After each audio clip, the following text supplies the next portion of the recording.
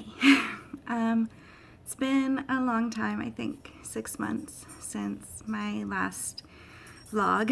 And when I did my last one, I didn't think it was going to be my last one. I did my vlog and just uploaded it and then just didn't do one again. I was never on a schedule when I did my vlogs. It was always just when I felt good enough to do it, when I thought I had something to say, when I was doing something fun. And then when I stopped, I thought it was because I didn't have anything else to say. I thought, what am I going to talk about? There's nothing going on. But I think the issue was that I didn't know how to say the things that I was feeling.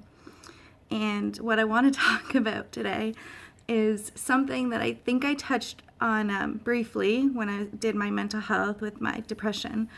And I haven't really talked to anybody really about this, but having children was never something that I thought that I needed or wanted. I used to say that being pregnant looked so uncomfortable, and that was not something I really cared if I got to do. And everyone would say, oh, you're gonna grow out of it. And I was like, no, I'm not. But when I got married, I got married really young. I got married at 23. And I was like, Michael was in school. He was doing his PhD. So it wasn't on our agenda at that time. But we always knew that when he finished his PhD or whatever, then we would probably have kids. And as our marriage went on, I think when I was 25, I was like, yeah, I want to get pregnant when I'm 27 and all this stuff. And I had these plans because things were starting to come together, and I thought that would be a good time.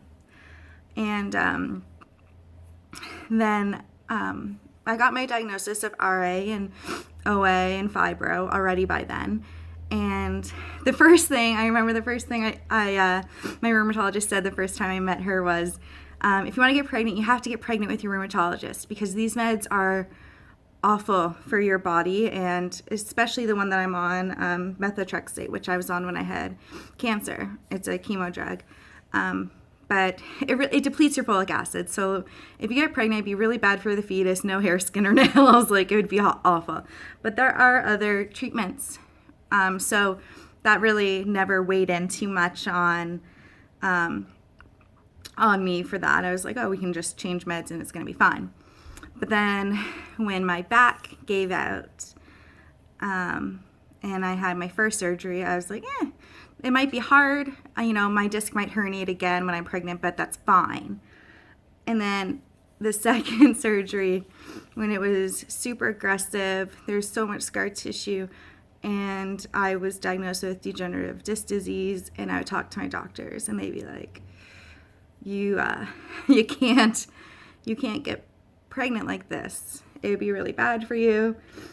And so that's kind of where I'm at, is that I'm going to see my neurosurgeon again tomorrow, and we're probably gonna have to do some more stuff, and I'm gonna be living in chronic pain forever. And even if some things work, even if the surgery works, getting pregnant and carrying a child is not something that my body can do at this time. And caring for a child is not something I could do at this time. I still can't bend or lift or really get out of bed some days. And a mom can't be like that, really. So adoption is something that is still something that we hope to do in the future if everything gets settled, I guess. If my body smartens up a little bit, or so I don't have a place that I can talk to about this. I can't join like infertility support groups because I'm not actively trying to get pregnant.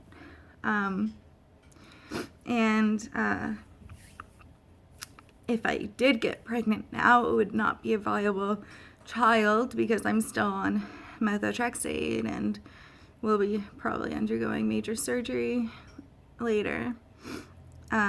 So that's really hard. Every month I'm like, oh my God, please don't let me be pregnant, even though that's all I would want right now. So I want to be there for other people who are in the same position where they wish that they could have a baby and they can't because there's really nowhere for us to go because we don't really fit in with the infertility group because we might be fertile. I'm not even sure at this point if I would be, and we're not actively trying to conceive because we can't for health reasons, not just like for different reasons, right, than the infertility people, which is a whole other, I'm not saying that this is worse or better by any means because I think going through that of trying to get pregnant and having that disappointment every month, that would be so traumatic. So for everybody out there who's actively trying and having this horrible time, I'm so sorry. My heart is so with you.